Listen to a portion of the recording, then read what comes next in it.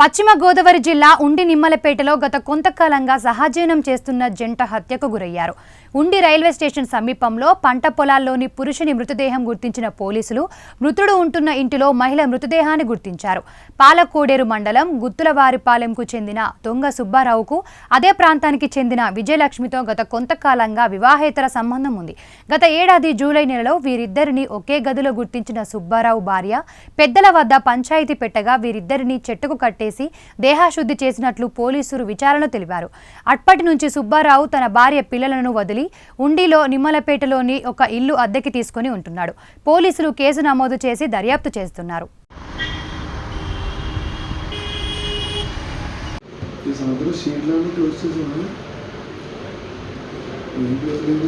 Doctor గారు చూసి పరీక్ష చేసిన తర్వాత చెప్తారు దాని ఆధారాలు బట్టి అప్పుడు మనం చూస్తాము. ప్రస్తుతానికైతే అది మాకు హత్యగానే కనిపిస్తూ ఉంది. సో ఆ దిశలోనే హత్య 302 కిందనే మనం కేసు రిజిస్టర్ చేస్తాం. ఇంకా దాంట్లో ఎలాంటి అనుమానం తావివ్వకుండా డైరెక్ట్గా మనం దాన్ని మర్డర్ కిందనే కేసు రిజిస్టర్ చేస్తున్నాం. ఇన్స్పెక్టర్ గారు దాంట్లో దర్యాప్తు చేస్తారు. సార్ బాడీకి ఏమైనా గాయాలు ఏమైనా ఉన్నాయి? ఆ బాడీ మీద అయితే మాకు ఎక్కడ పైన గాయాలు అయితే ఏం కనిపించలేదు. ఇంకా అందుకనే మనము కొన్ని విషయాలు మనం మాట్లాడవచ్చు, కొన్ని మనం సైంటిఫిక్ ఎవిడెన్స్ బేస్ చేసుకొని మాట్లాడాల్సి వస్తుంది. రేపు పొద్దున మళ్ళీ మనం కేసుని ఇంకో రకంగా చేయకూడదుగా. ప్రస్తుతానికైతే ఖచ్చితంగా అది హత్య కిందనే మేము భావించి హత్య నేరం కిందనే కేసు రిజిస్టర్ చేయడం జరుగుతుంది. ఇప్పుడు దీని మీద మళ్ళీ ఆ అమ్మాయితో వాళ్ళ కూతురుతో వాళ్ళ అమ్మాయితో మీరు మాట్లాడారు కదా సార్, వాళ్ళ అమ్మాయి ఏమన్నా మర్డర్ చేశారా అని ఏమన్నా మీకు చెప్పడం జరిగింది?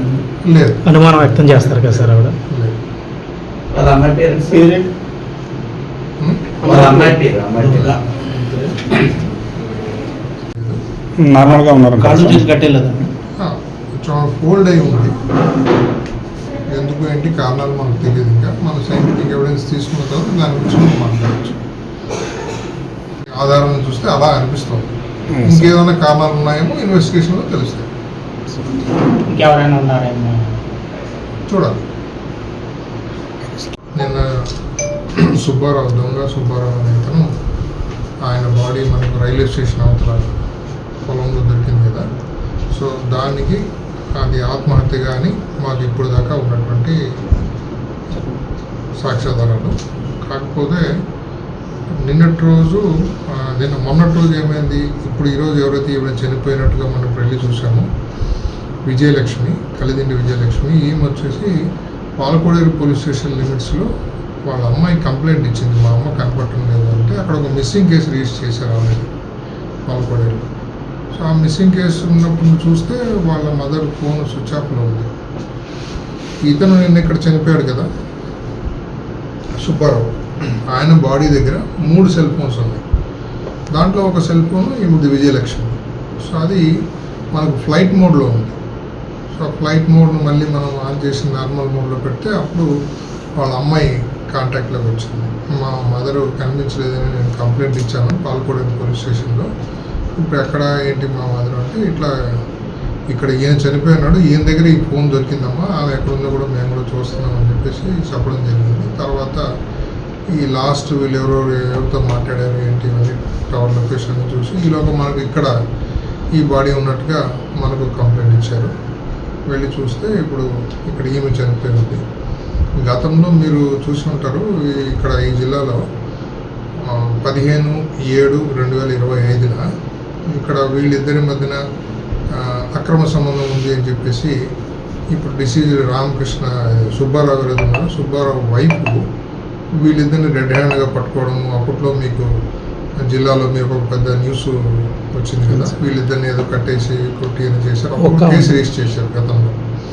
సో అప్పటి నుంచి వీళ్ళిద్దరు అబ్స్టాండింగ్లో ఉన్నారు. వీడు ఇంకా మళ్ళీ ఇంటికి వెళ్ళలేదు సుబ్బారావు అనేటోడు, ఫ్యామిలీని వదిలేసి ఇంకా ఈమెతోనే ఉంటున్నట్టుగా సమాచారం. ఈమె కూడా ఇంకా అక్కడ వదిలేసి అప్పట్లో ఏదో అత్తిలి దగ్గర ఉండేవాళ్ళు, ఇప్పుడు అక్కడ నుంచి ఇక్కడ చేరినట్టుగా. లాస్ట్ వాళ్ళ అమ్మాయి మాట్లాడినప్పుడు నేను చర్చికి వెళ్తున్నాను అని చెప్పేసి చెప్పింది ఈవిడ. సో మా అమ్మ చర్చికి వెళ్తుంది కదా అని అనుకుంది. తీరా చూస్తే ఇక్కడ ఆమె బాడీ లాగా దొరికింది. మనం ఇప్పుడు తాళం కూడా ఈ ఇంటి తాళం వేసేసి, నిన్న సుబ్బారావు చనిపోయినాడు కదా, ఆయన దగ్గర పాకెట్లో ఈ తాళం ఉంది.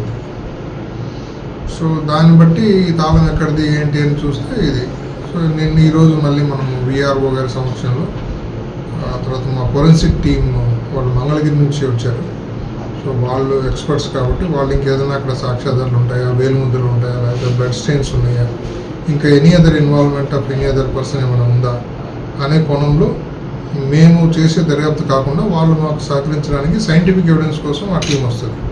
సో వాళ్ళు వచ్చేదాకా మనం వెయిట్ చేసి అందరూ ఒకసారిగా విఆర్ఓస్ టీము ఇన్స్పెక్టర్ గారు అందరూ వెళ్ళి చూసిన తర్వాత దాంట్లో మనకు ఉన్నటువంటి సైంటిఫిక్ ఎవిడెన్స్ అన్ని కలెక్ట్ చేసుకొని finger prints, chance finger prints అన్ని కలెక్ట్ చేసి ఇప్పుడు బాడీని మనం పోస్ట్ మార్టం పంపిస్తున్నాం.